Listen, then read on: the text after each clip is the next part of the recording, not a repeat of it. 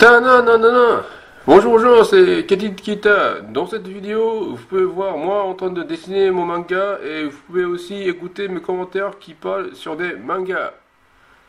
Donc, je continue toujours à dessiner sur la page 20 de mon manga. Là, je suis en train de travailler l'ombre. Je mets de l'ombre sur les bras de mon personnage.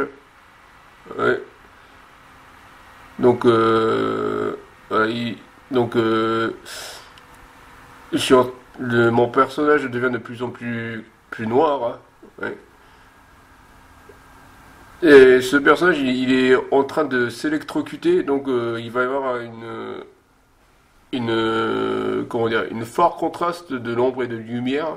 C'est pour ça, je vais essayer de noircir ce personnage à fond.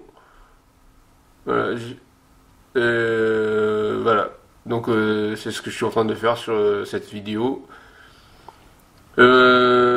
Sinon, dans le dernier magazine de Weekly Shonen Jump, les mangakas nous ont laissé des commentaires et Eiichiro Oda, l'auteur de One Piece, nous a laissé un commentaire qui dit que j'ai acheté du biwa pour pouvoir le jouer. Pour l'instant, je peux seulement jouer Lemon. Mais non, je blague. Merci de ton commentaire, Eiichiro Oda. Donc sinon, qu'est-ce que c'est qu'un biwa? Un biwa, c'est un instrument de musique à cordes traditionnel japonais. Ça ressemble un peu à du guitare acoustique. Ouais. Sinon, Lemon, ça c'est une chanson d'un musicien japonais qui s'appelle Kenshi Yonezuka. C'est un musicien âgé de 28 ans, né le 10 mars 1991, originaire de la préfecture de Tokushima, 188 cm de haut, groupe sanguin O, et il est aussi connu sous le nom de Hachi pour les chansons des Vocaloids. Vocaloid est un logiciel de synthèse vocale développé par Yamaha Corporation qui permet à l'utilisateur de synthétiser du chant en entrant des paroles et une mélodie. Voilà, donc on dirait que Eiichiro Oda aime écouter de Lemon, de Kenshi Yonezuka. Ouais. Voilà.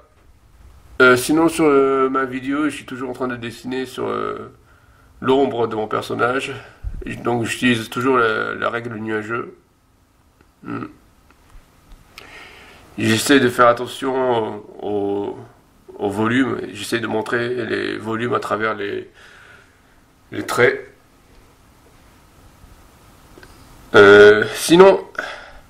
Sinon, le 1er mai est le jour d'anniversaire de Mikaela Hyakuya de Seraph of the End.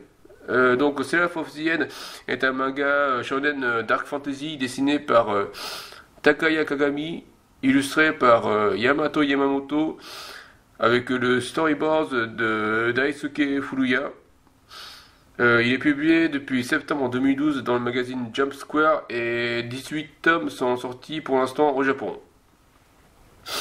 La version française est publiée chez l'Elite Arcana depuis avril 2015. Une adaptation en animé produite par Wit Studio est diffusée entre avril et décembre 2015 sur Tokyo MX au Japon et sur Wakanim dans les pays francophones. Et c'est une histoire qui raconte l'affrontement entre les humains et les vampires. Ça se passe ça se passe au Japon, comment dire, de post-apocalyptique. C'est-à-dire la population est un peu dévastée, voilà.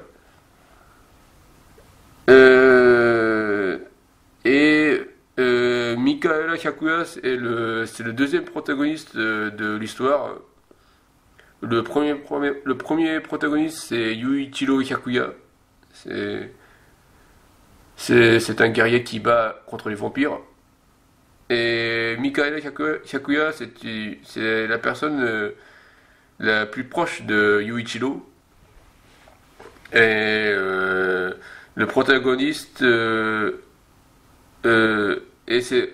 Mikaela Hyakuya, c'était un être humain, mais il est transformé en vampire en buvant le sang de Krul Tepes, la reine des vampires. Et il a les cheveux mi-longs et bouclés. Il a les cheveux mi-longs et blancs et bouclés avec des yeux bleus. Après sa transformation, deux crocs ont poussé et ses oreilles sont devenues pointues. Et quand il était un être humain, il avait une personnalité gentille, souriant et optimiste, mais après être transformé en vampire, il est devenu un peu lunatique. Il ne sourit jamais et a toujours l'air apathique et solitaire. Mais même s'il est devenu un vampire, il se soucie toujours de Yuichiro. Donc c'est un personnage assez tragique. Ouais. La voix de Mikaela Hyakuya est jouée par Kensho Ono, un acteur de doublage âgé de 29 ans, né le 5 octobre 1989, originaire de la préfecture de Fukuoka. Il est aussi connu pour avoir joué la voix de Tetsuya Kuroko de Kuroko's Basket, Yuya Sasaki de Yu-Gi-Oh! Arc 5, Hakuryu Ren de Magi The Labyrinth of Magic, Giorno Giovanna de JoJo's Bizarre Adventure, Akutagawa Ryunosuke de Bungo Stray Dogs. Voilà. En tout cas, joyeux anniversaire à Mikaela Hyakuya. Sinon, sur ma vidéo, je suis toujours en train de noircir mon personnage. Là, je suis en train de dessiner la jambe de mon personnage. Ouais. Ça se voit pas très bien parce qu'il y a trois cases qui se superposent. Voilà. Et maintenant, je vais vous dire un cliché de manga en chantant Hikari de Utada Hikaru.